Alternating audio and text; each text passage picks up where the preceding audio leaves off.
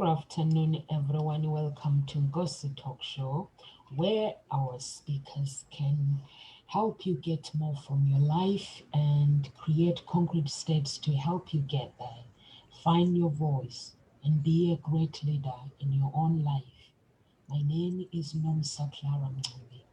I'm the founder of Hope Spring Eternal Introduction Agency, founder of Ngosi Talk Show. I have my two speakers with me today, Dr. Biget Tan and Carol Ann Cooper. I'm going to let our experts introduce themselves so they can lay out their professional credentials and expertise. Over to you, Carol Ann. Could you please introduce yourself to our audience? Yes, hello, and good afternoon, good evening, or good morning, depends wherever you are, and lovely to have you join us. I'm Carol. Sorry, my breathing's a bit um, catchy today, so please excuse me if I have to stop and breathe again. My name is Carol Ann, and as the writing facilitator, what I do is I support women in becoming more productive with their writing by connecting them with their deeper innate ability to write. But more importantly, they experience free-flowing writing. They experience an unlocking of the writer within and getting their book written, getting their story written, because you cannot publish what isn't written. Thank you so much. Thank you so much. If you see me standing up, that is the postman because it's Christmas. They're delivering parcels. Over to you, Dr. Biget. Please introduce yourself to our audience. Thank you, Nomsa. Thank you. Good morning, good afternoon, and good evening. Lovely to be with you. I'm an honored to be with you today. And I am Birgit Ken, and I am a grief transformations and life success coach from the United States, from Los Angeles. And my passion is to help you navigate through grief and tough times and difficulties such that you'll be able to move through any adversities and grief with more ease and to be able to win through any of your adversity with more ease and fun. Thank you so much. Thank you so much, Dr. Biget. So our topic today is coping with grief and loss. So grief can be divorce or relationship breakup. It could be loss of health. It could be a loss of job. It could be loss of financial stability. It could be a miscarriage. It could be a retirement. When you retire, it feels like a loss because it's a life you're changing. Life, your life is being changed. Or it could be a death of a pet. It could be loss of a cherished dream, or it could be a loved one's serious illness. It could be loss of safety after trauma, or it could be selling a family home. A grief is so many things that we can um, you can go through it. So, Dr. Biget, can you basically what is the definition of grief?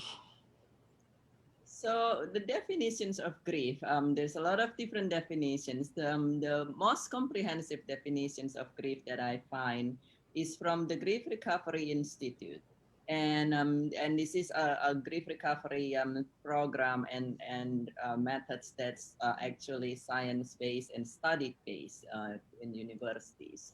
And the Grief Recovery Institute define grief as the unsettling feelings that caused by any change in our familiar routine. So definitely grief, one cause of grief is definitely losses, which is what you mentioned, Numsa, which is very quite a comprehensive list that you mentioned, including you mentioned the loss of safety as well as the loss of hope. For instance, loss of hope is, if somebody were to to be in a relationship, let's say romantic relationships and a marriage, and then when there is a divorce, a lot of people don't realize that there is double loss in there. The loss of the relationship itself, the loss of the person, but the second loss is actually a loss of hope. Because if you were to enter a relationship, a marriage, typically you would hope that you will have a lifelong relationship, not ending after several months or even a few decades. There's the double loss, which is each loss has just as much impact. Grief is cumulative and cumulatively destructive. And then the other part that if we want to remember, given the definitions of grief, is that any change in our normal routine that can cause unsettling feeling causes grief, which is something such as everything that has happened practically the whole year, starting in March with COVID-19, and also in here in United States, there are and I know in multiple different countries as well, whether it's natural disaster, changes in the politics, changes in the society, civil unrest, all of those can cause grief, because anything that causes unsettling feeling can be cause of grief. And we know grief is cumulative and cumulatively destructive. What does it mean? That when you experience one thing, it causes you this much grief. You experience something else, it add to that, and it add to that, and it add to that. And so if we don't know how to navigate it and express it and release it, it's just adding inside of us, and each time causing even more and more distress and emotional trauma. Thank you so much. Thank you so much, Dr. Biget. I agree with you when you say when you are married and divorce is basically a grief, because it's a dream. It feels like a dream that has been stripped away from you. Because you basically, when you get married to someone, you don't expect for that relationship to end. It feels like you have lost all the places that you have. Every memory is been stripped away. But then it's up to you how you respond to that situation with whatever you're going through. So I'm gonna come to you, Carol Ann. What is the definition of grief in your own opinion, please? Um, in my opinion, grief is an emotional reaction to something that you struggle to be with. It is to do with something that's, as Dr. Brigitte was saying, something's changed, and you struggle to be with that, and I think that the change is that something that was there before is no longer there, which is the loss. And it's like there's a searching for that connection again, because it's not here, it's not with you. And so it emotionally, it's really difficult to deal with. And for me, that's what grief is. And then there are the sort of different stages that you go through, because in the beginning it's like, well, there's this disbelief. It's like, what's happened?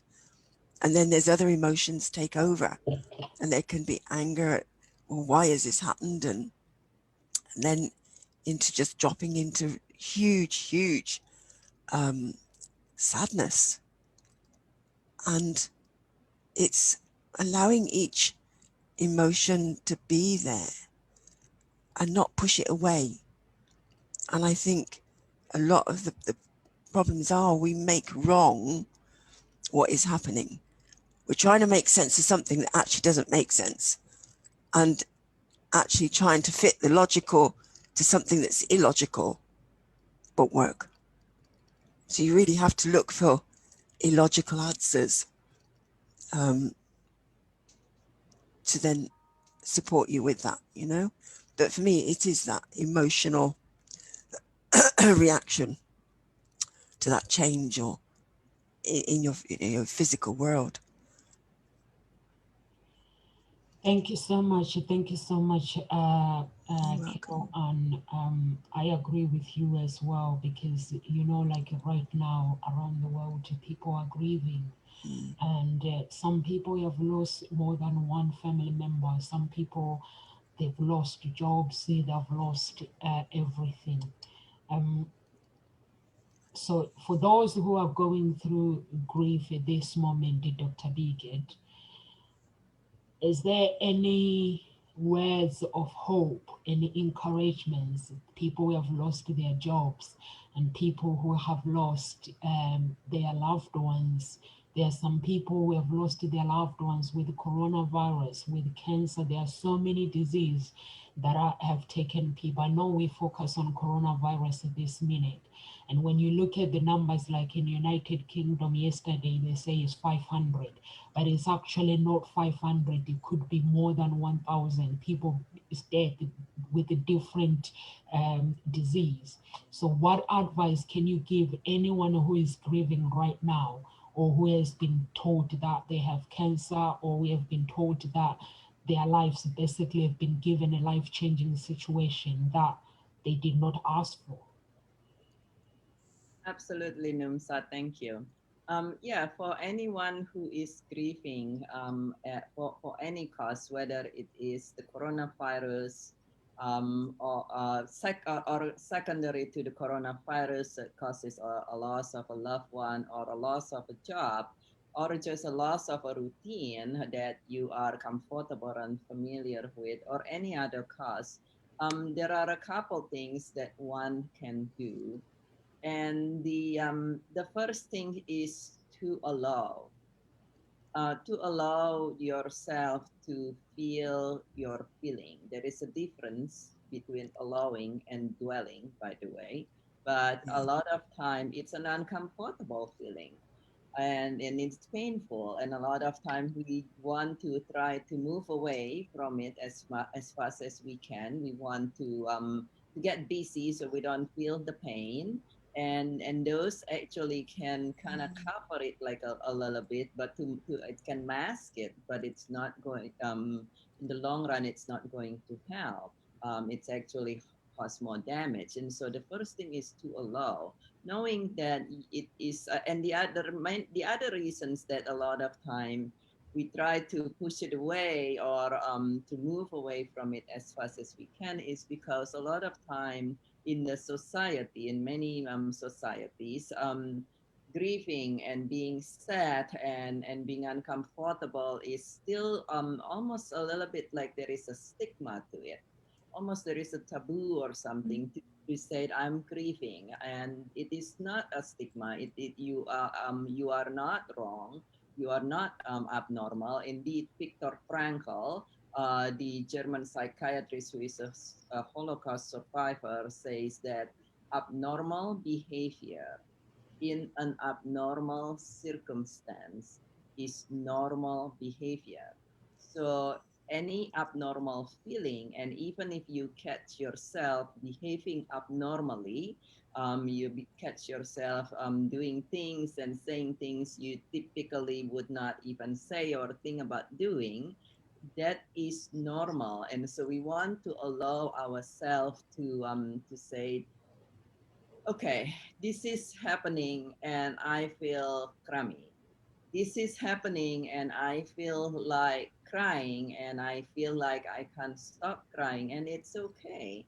I when I have things going on, I lost a close my best friend. My best friend passed away actually 2 days from now last year, so a few days just before Christmas, and it was quite unexpected. She was healthy, perfectly healthy, just a month before, and that was quite a shock. And for me, it was like first I felt like screaming, and then I felt like crying. And one thing that I do when I lost a loved one is I just literally allow myself to, if I feel like crying, if you feel like crying, allow yourself to cry. I did one I tend to do something where I just sit there and cry and cry and cry. And I would sit and cry for anywhere from a day to 3 days when I lost my last grandparents, and just to allow. I mean, there is no right or wrong.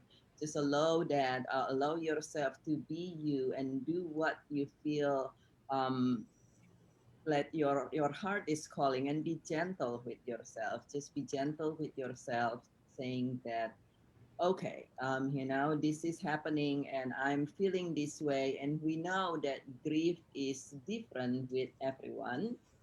Um, and so just your siblings, your parents, your significant other might react differently, but you yourself will be, just honor and allow yourself and honor yourself and be gentle with yourself.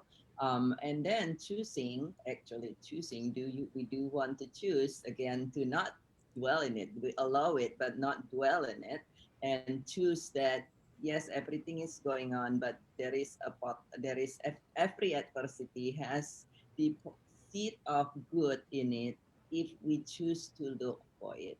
But at the first place is to allow it. Thank you so much. Thank you so much, Dr. Biget. I love when you say to our audience, they should allow themselves to grieve, because grieving is personal. People shouldn't feel ashamed about it or about what they feel, because some people do feel ashamed about it. For me, when I grieve, I don't know how I'm gonna feel next time I grieve, but I know that before, my faith and my mind wasn't in the right place when I lost my step parents, basically all of them, and my dad. But it was hard for me to accept. It's only when I actually decided to actually focus on working on myself. That's when I realized that actually I didn't lose them, they went, but I'm still holding on to those good memories. And I look at myself in front of the mirror and I'm like, I'm still me. I can still hold on to those good memories and accept the death of my parents, and not holding on to something that doesn't serve me anymore, and just let go of some places. So I had to let go of some places and start talk about my father to my children, because it's their grandfather, and my step parents is their grandparents. And that's what I do. I just talk about, when I see their pictures, I just laugh, because to me it's no longer a loss anymore. I've let them go. I've accepted the death and I've let them go. But for some people, it might take time, and people feel ashamed when that happens. They feel like, why me? You have to. They are stages. What I've realized as well, they are stages. Sometimes you might get up in the morning, you feel bad. It feels pain, but there is some days you feel better. What about you, Carol?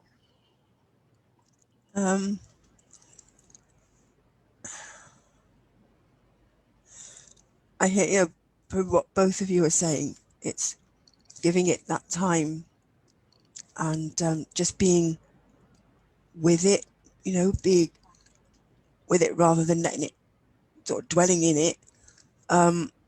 If you can just be with it, it's not making it wrong, and it's not trying to fix it or make it better. And I think that's important for people who are on the outside, because there is that, oh, I want to fix this, I want to make it better for them. The best way that you can support somebody who's going through the grieving process is literally hold that space for them. Just hold it with a cradle of love and just let them go through whatever they're going through, whether they're crying, whether they're angry, or, and letting them have the time that they want to go through it, because we all have our own way of dealing with it. And some may seem, you may find yourself, well, not really showing much emotion about it. You're very calm, collected, and in the moment. And you might hear people saying, well, why aren't you upset? You should be upset. You should be crying. There is no should about this, because you may find that you'll get to a point where the tears will come, they will be crying. You might not. And it's allowing you to have your own journey through how you grieve. And some may, be totally distraught and crying and crying. As Dr. Brigitte was saying, 3 days, you could probably even cry longer. There's nothing wrong with however you grieve.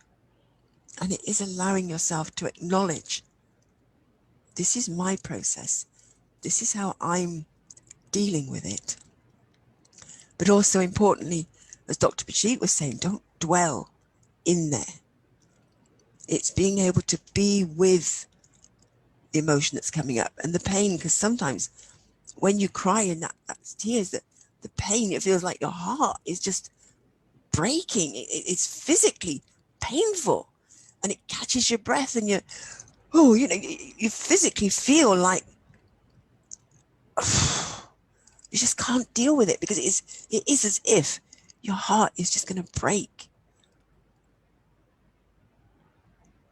But you give it time.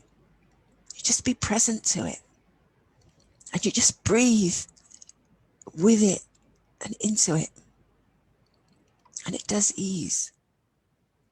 And I would like to just share an activity that it's a brain gym activity that, oh gosh,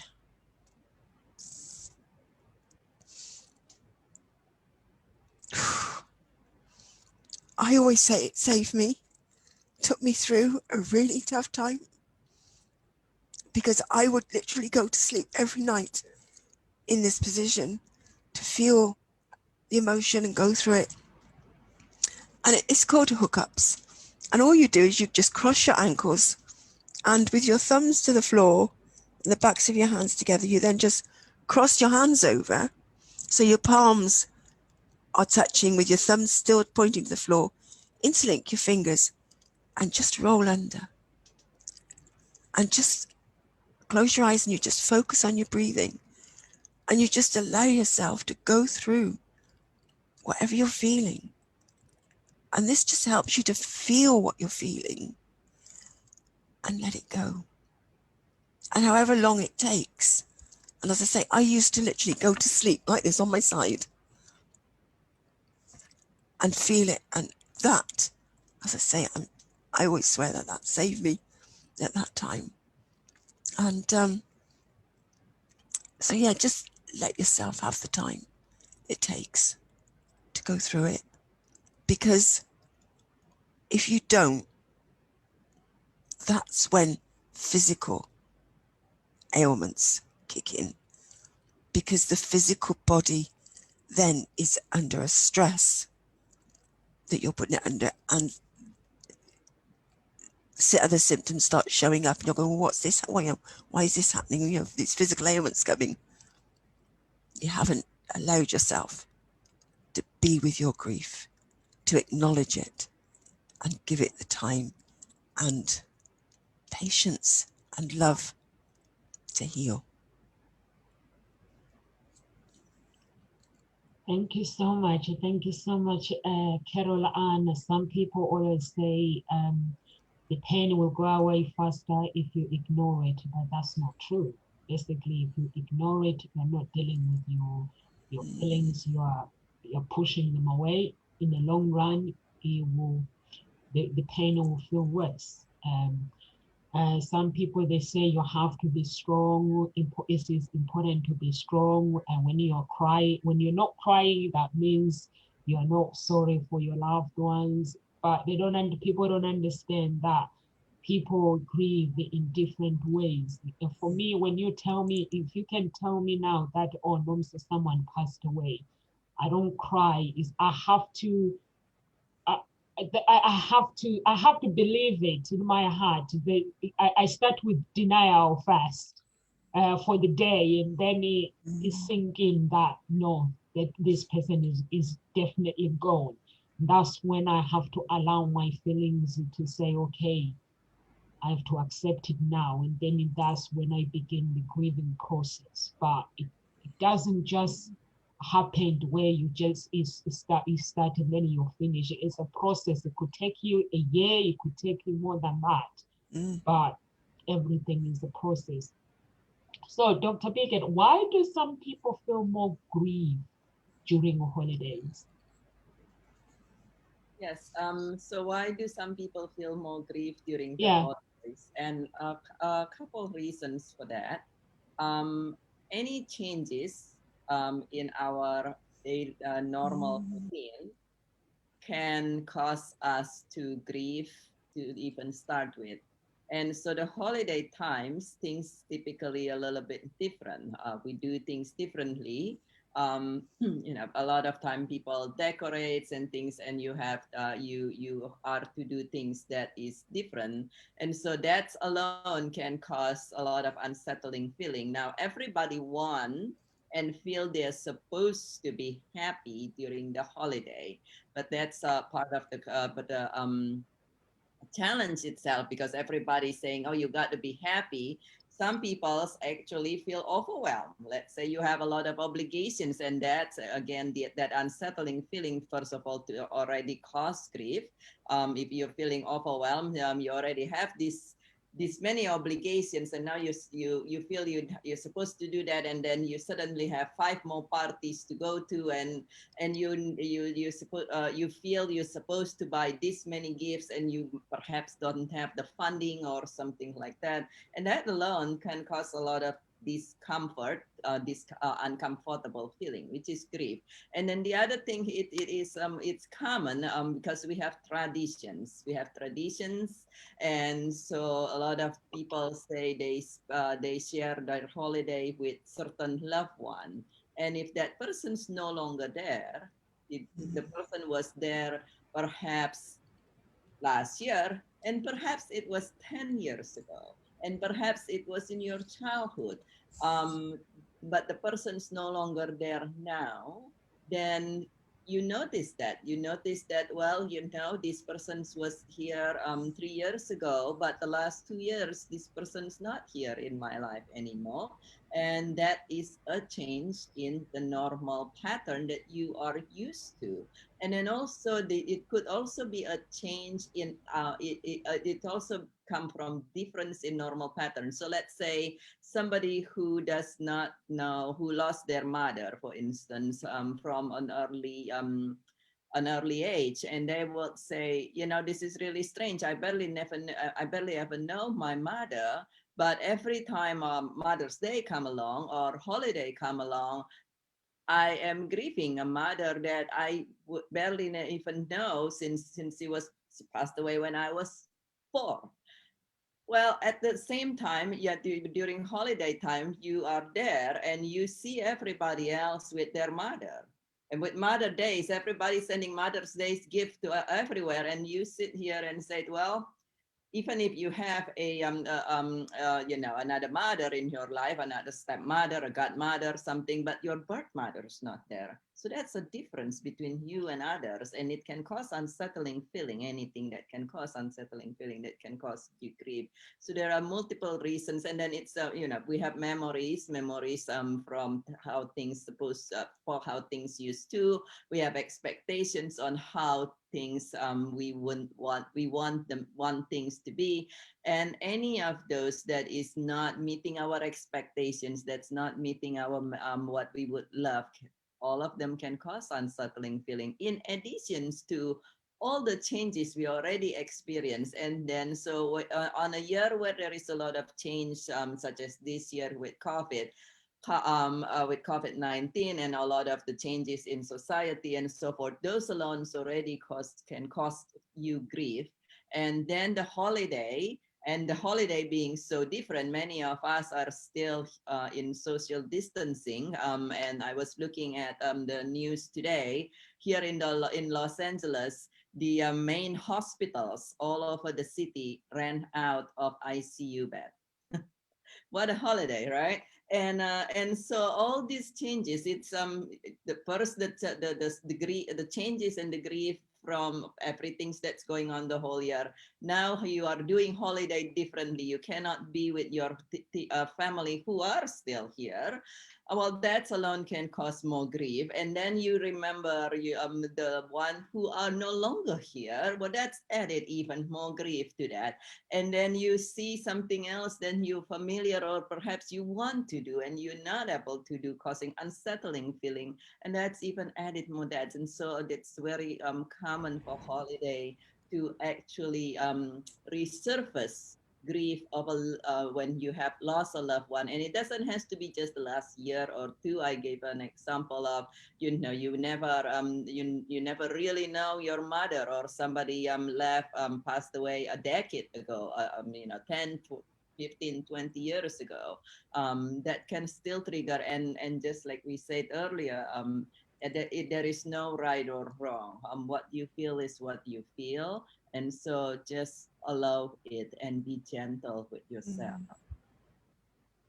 Thank you so much. Thank you so much, Dr. Biget, for saying you have to be gentle with yourself, because the holidays, and like you talking about your parents, when you lose your parents, no one can replace your parents. When you see other people, it brings back those memories that you had with them. It doesn't matter how strong you are, the memories are still there. It's like myself. There are times where when I do things or I look at my children. One of my daughter basically decided to look like my father. So there are times where when I look at them, basically I'm like, she looks like my father, and I know in my heart that he's no longer here. Even though I have good memories, it doesn't hurt anymore. But I know that he is not here, even though I have let him go. So thank you so much for that. For those who have lost their loved ones during these holidays and whatever they are going through right now. I know we are going through Christmas and the New Year. It's going to be painful for some people. You have to know that your existence, there's a reason why you are here, and your loved ones will want you to be happy.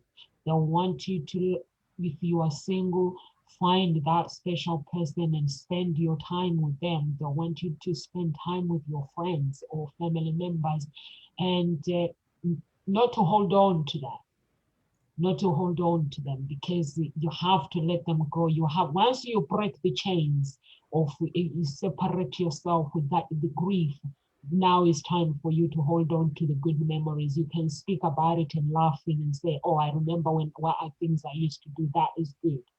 But if you hold on to it, that is taking away your, basically your destiny, because you're holding on to, you're holding the grief, and that grief is going to hold your destiny as well. So thank you so much, Dr. Biget.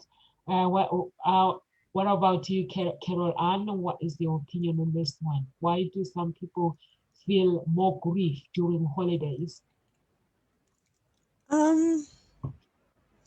As I've been listening and sort of thinking through that, there's a lot of things have gone ping, ping, ping. One thing that came to mind is that maybe there's an opportunity for their mind to start thinking about it, because when they're at work, their focus is on their work, their day-to-day living, and so you don't have time to think about it. When you're on holiday, you're not thinking about work. Your routine is different, and those thoughts start to come up. And it is only thoughts after all, because the events have happened. The fact that you've lost a loved one, or you no longer do the same things that you did before, it's happened. And it's only your thoughts that then regurgitate it and bring it up that create the emotions. And when you can catch your thoughts and realize that it's you thinking about it and the connection with how you're feeling, and just be present to that, and then let the thoughts go. You know, again, be present to it, not making it wrong. It's just acknowledging it and letting it go, because it is only a thought after all. And it's up to you what you want to think at the end of the day. Are you going to let your thoughts be master of you, or are you going to master your own thoughts and say, oh, hang on a second, I'm thinking this. No, I've had enough of thinking this. I've had enough of feeling this way. I want to create something different. How can I recreate this in a different way? Yes, it's a loss. Yes, something's changed. The holidays are no longer the same. I mean, for me, I don't go on holiday like I used to. And there are times when I do yearn, I think, oh, I used to have some great times on holiday. You know, with my parents when I was younger as a family, even with my own children.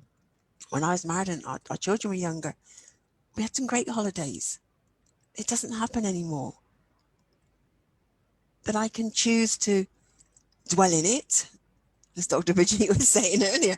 I can choose to dwell in it if I catch myself, or I can then choose just to let it go and go, okay, yeah, acknowledge it happened, acknowledge it's different, and then let it go. You know, so it is our thinking that actually creates the emotion. And it's also acknowledging that there is some level of grief there. There is that sense of loss and yearning towards something that was, that is no longer. And I know around the Christmas time, there are times I get quite nostalgic, but also there's a yearning, and there is a grief for the loss of how we used to have Christmas. You know, we don't have the family gathering like we used to, because the family is no longer as it used to be. You know, we're scattered around, there's members of the family no longer here. You know, so it is different. But again, it's choosing how I'm going to be with that difference, and recognizing when I do get upset about it, but okay, yeah, there is some grief here still. It is different. But how can I make something different out of this difference? You know, let's create something anew that we can build on, that becomes something that was a memory, a beautiful memory again, like all the others were beautiful memories, you know?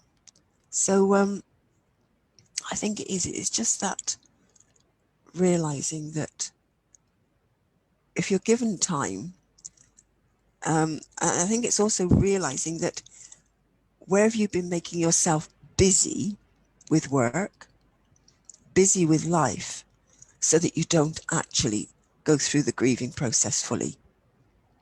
And that a holiday has then given you that space to actually remember, or for that grief to come up.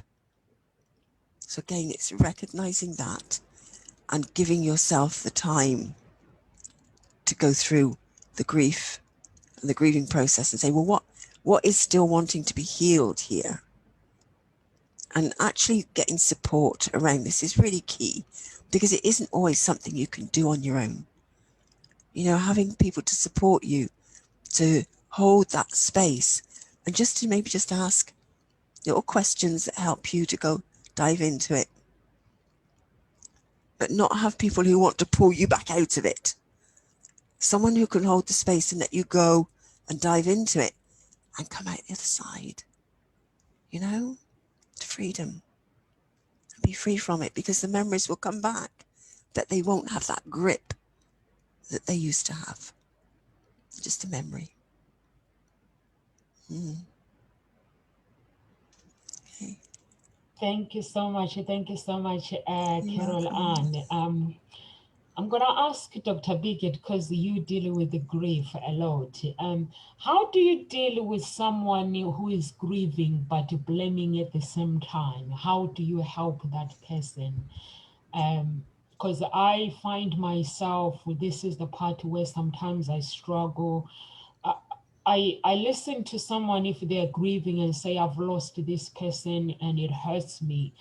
To me, it's fine, but I find it uncomfortable when someone is lost to someone and then they are blaming them for the mistakes that they have had. So how do you respond to someone? Because obviously they are hurting. So how do you respond to them? So there is actually two questions in there. How do you respond to someone who are grieving, and what if they are blaming themselves? No, And they're blaming the person that is gone, is dead, basically, the person that they are grieving for. So, and how do you respond to them? I always find it very uncomfortable because to me, if you are grieving, I can't take that away from you. I understand. But then if I'm blaming someone who is dead, for me, it feels like this person is no longer there. I feel that that person who is dead, their lives has been stripped away from them as well because they're no longer here.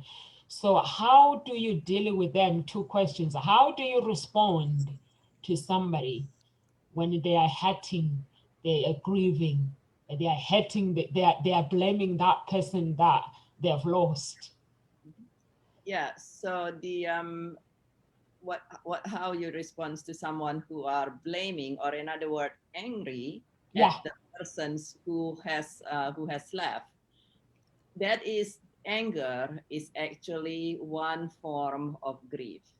So sometimes, many times, for many of us, when we're grieving, we feel sadness, we want to cry, but not everybody. Grief is like our fingerprints. Everybody has their own different sets of fingerprints.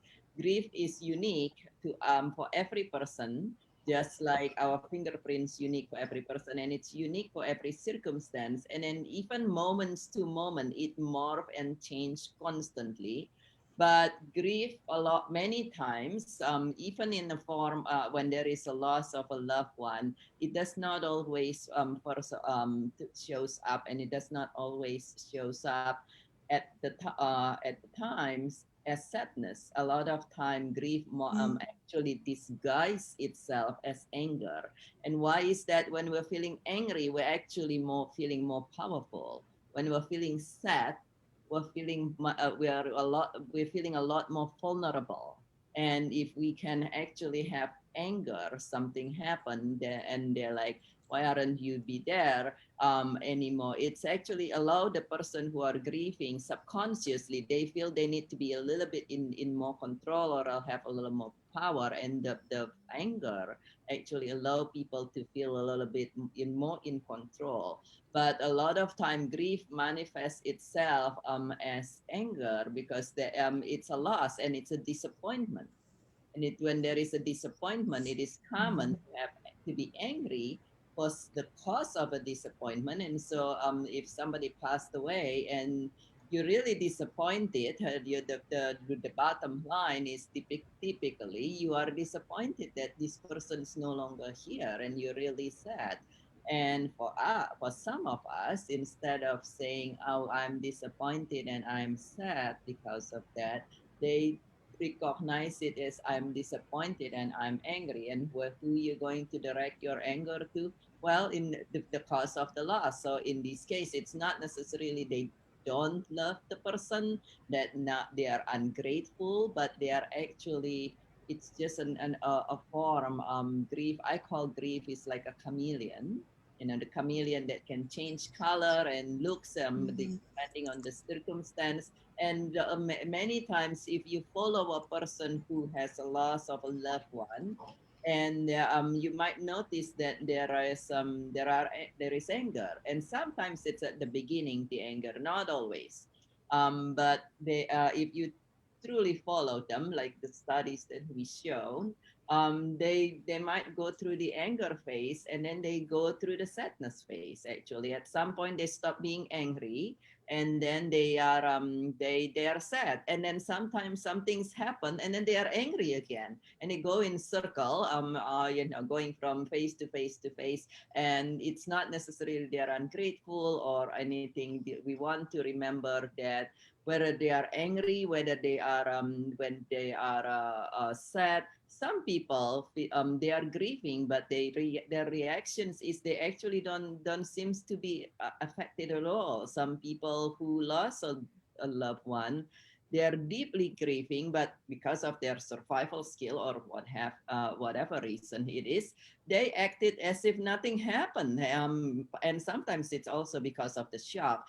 When you are shocked by something, you could be crying, you could be sad, but also if a lot of the type A personality persons, including, actually I know this because I'm to a good degree that way myself, a lot of type A personality persons were here to fight, were here to respond to things.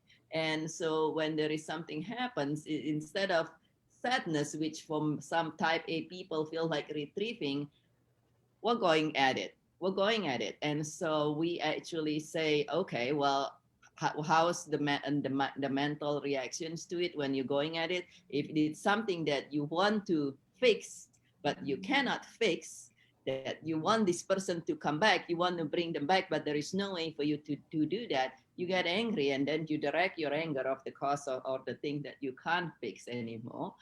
So that is that. And some the other time you even notice them as if you like, don't you love this person, you just lost this person, and you hear laughing.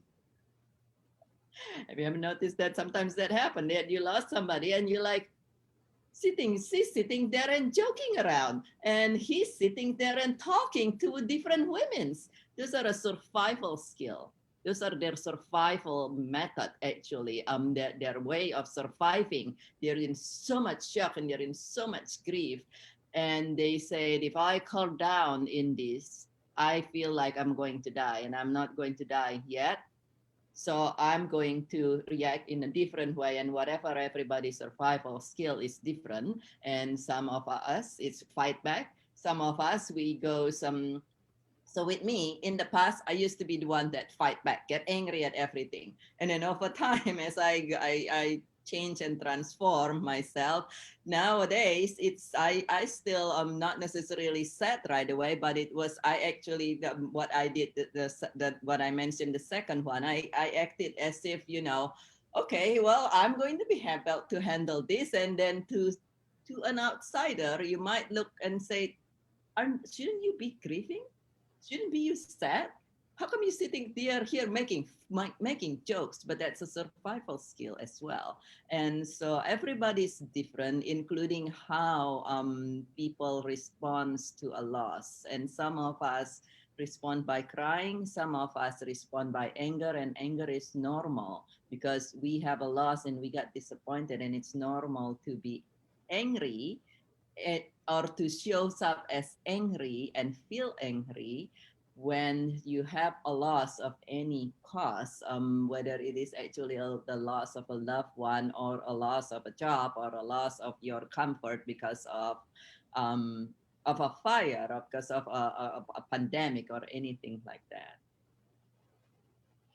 Thank you so much. Thank you so much, Dr. Biged. So now I'm just going to let them get angry. I'm just going to give hugs because it freaks me out sometimes when someone is actually blaming. I couldn't understand why are they blaming this person is not here. Next time, if someone is angry, I just say, let it all out, and bring the sticks and bring everything and say, let it all out.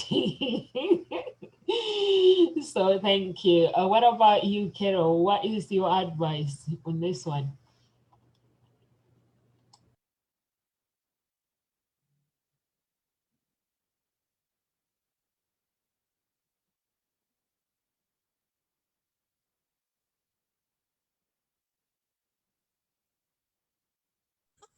Sorry. You are, yes. Oh, I muted myself because I was coughing and I forgot to unmute. Yeah, what you were saying, Nomsa, about just holding that space for them, being with them, and letting them go through the anger. And it is just letting, even if they just got a pillow to hit, let them express their anger, let them be with the anger, but just hold that space for them. Be with them, not trying to fix it or make it better. Because even just trying to hug them is actually a way of trying to make it better. It's just being with them. And even you could just sit in hookups, that activity that I showed you, because that helps you to feel what you're feeling while you're watching what they're going through. Because sometimes it is hard, because what you're experiencing from them, you can feel their emotions, it does touch you. And so it helps you to just feel what's there, but hold that space. And that gives them the permission to really express and go through what's there for them. But yeah, just really, hitting that out, and just being able to let it go. There were some other things that came to mind as you were talking about this, because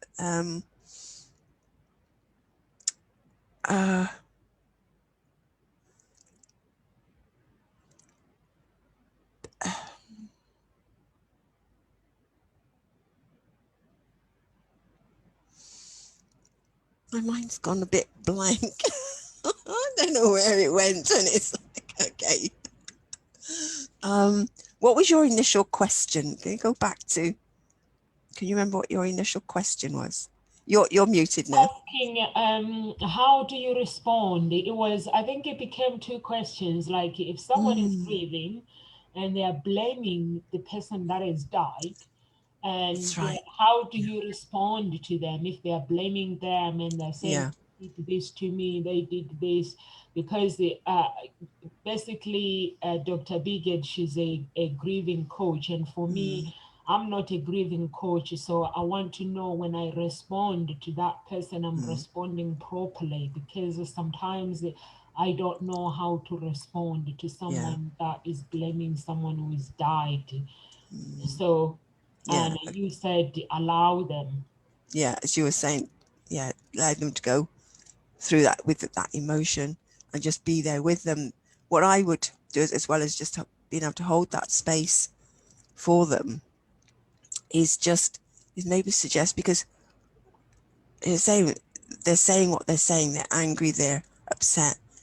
Maybe just get them to write it out, express it in a different way.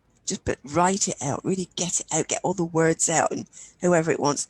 And there is a way of writing, actually. It's just a stream of conscious. You just don't take the pen off the paper. You just keep writing and writing and writing, and doesn't matter how long it takes, but it is allowing for that expression to be there. I mean, I have other tools and ways and techniques that I can support people going through grief, so I can actually be with them. And again, it's just taking them through it, through the emotion, dropping through it, and coming to a place of forgiveness and healing at the end of it, And I've actually realized that all that I've been through all these years, and the amount of work that I've done on myself, and the depths to which I've cleared, has allowed me to be in that place where I can just hold that space. And whatever somebody is feeling, however angry they are or upset, it just goes straight through me. But I also, if it touches me and I feel myself reacting, I'm now at a place where I can actually go, okay, I can acknowledge it, park it, and stay open. And just be that open space for them to feel what they need to feel and go where they need to go in a safe space. Because then I can deal with whatever showed up for me later. So that's how I deal with it. Thank you so much. Thank you so much, Carol. And now I know if any of my friends or my family, you're all watching, and if you go through grief, I'm gonna give you my stick, and The stick that I use for my when I'm sad, I have a stick that I use for my pillows, and I have books that I use. I bash them and bash them and bash them and bash them. And when I'm finished, it feels good. It feels like a relief. So I'm gonna just, here you go, say all the words. I'm just gonna help out and just repeat with them, and so that they can get, they can just feel good about themselves. And if they feel like it, they can come back. So thank you so much. Thank you so much. Mohammed says he agrees with you, Carol Ann. The writing journaling is helpful in expressing all sorts of emotion. So he agrees with you. Thank you so much, Mohammed. And just before we go, what are the stages of grief, Dr. Biget? So the stages of grief, and then this is something that I cautions people. I'll let you know the stages of grief, but I caution people that the stages of grief, first of all, if you're talking about the one that created by Dr. Elizabeth Kubler, that these are meant for people who are facing terminal illness and not any other form of cause of grief. And so the depressions, the anger, the bargaining, and so forth, these are all meant for people who are so I put that backwards. So the denial, the anger, the bargaining, the depressions, and the acceptance, these are meant for people who are facing terminal illness. And the reasons I mentioned this is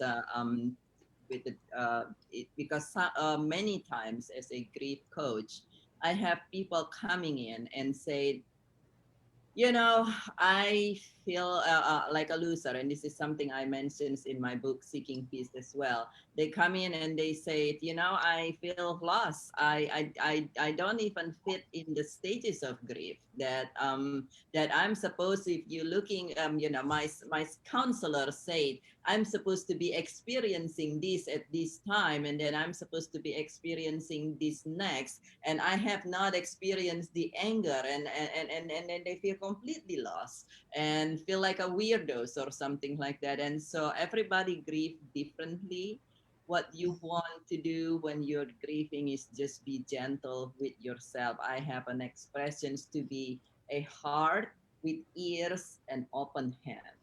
And what it is to be to just listen kindly and compassionately with no judgments, whether it is to somebody whom you know are grieving. So whether your loved one or somebody, a friend, they are grieving, to listen. And it's same thing with yourself. If you notice yourself saying something, doing something, just be a heart with ears. Just notice yourself. If even if you said something, you just say, okay, I'm saying that, but I know that I'm grieving. So I'm going to just listen to myself with kindness, with gentleness, and just have a gentle presence. Just be a gentle presence for you and your loved one, whomever that's grieving. And then the open hands is to allow.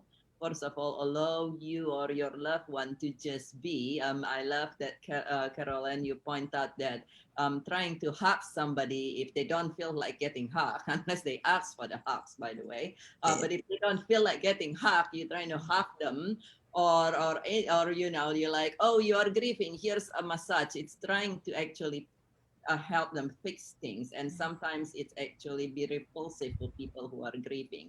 On the other hand, be an open hands. If they say, I want to hug, here, let me hug you, and they say stay back, then we stay back. And the same thing with yourself. If you say, I feel that I can benefit from support, then ask for support and welcome whatever level of support it is, and we're thankful for that. But sometimes for us, we say, you know what, at this moment I need to be by myself and not even interacting with anybody, and that's okay too, because everybody has their moments, and we morph through grief.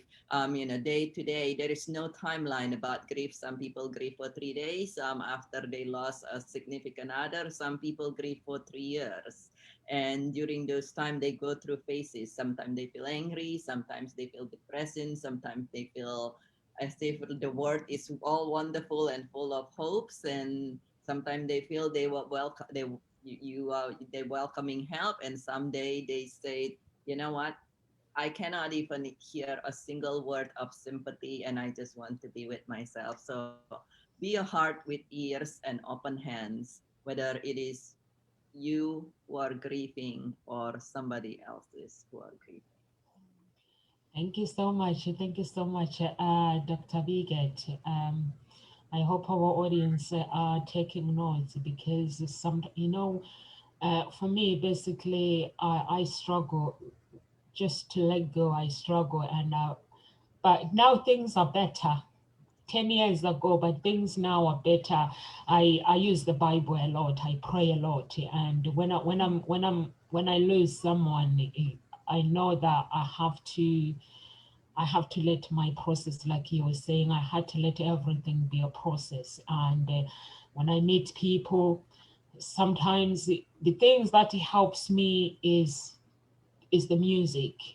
When I create a song about that person, the music, whether the memories, whether I had bad memories or with them, I don't want to know the bad memories. I want to acknowledge them, and I want to acknowledge the pain, but I want to step out of that pain. That's my interest, to step out of that pain and just write a song. Imagine me writing a song for them and singing for them and letting them go. That helps me a lot, basically, to actually um, acknowledge the pain of grieving, and accept the grief. Basically, understand that grief is a process, and I'm unique. Even if I'm going through hard times, I don't have to pretend anyone, and I wouldn't want any of you guys to pretend. If you feel that my life is messed up, just say, you know what, Nomsa, no talk show today. I don't feel too good.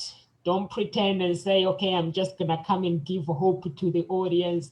If you don't feel too good, you don't feel too good. You have to allow yourself to actually grieve. So thank you so much. What about you, Carol Ann? Is there any thing that you want to leave with our audience, and the process of grieving as well? There's two things that have come to mind. There's one is very often I feel like with my parents, when they both died, it's realizing that actually there is that connection, but it's a spiritual connection, and it's different. And the grief comes when I want the physical contact is what I'm missing. And then I realize I'm actually shutting off from connecting with them on the spirit. And so I then choose to let that go and say, okay, open up into,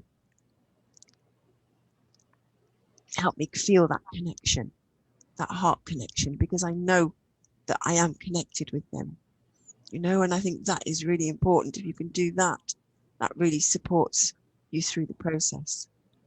And on the other side of supporting someone else is, even if you're not with that person, you don't need to necessarily be with them. If you can just hold them in your mind's eye as whole, healed and complete through that journey, you are allowing them to make that journey through the grief and at the other side. If you hold them in your mind's eye as full of grief and upset, not getting there, you've closed off the path for them energetically. So you can support them, even if you can't be with them or talk to them, you can fully support them by holding them in your mind's eye and seeing them as whole, healed and complete, and through the other side. Thank you so much. Thank you so much, Welcome. Carol Agni. I think we forget that we can connect with our loved ones in spirits. We do forget that. But thank you so much for reminding us that we lose the physical touch of it, and in spiritually we can still connect with them. Yeah.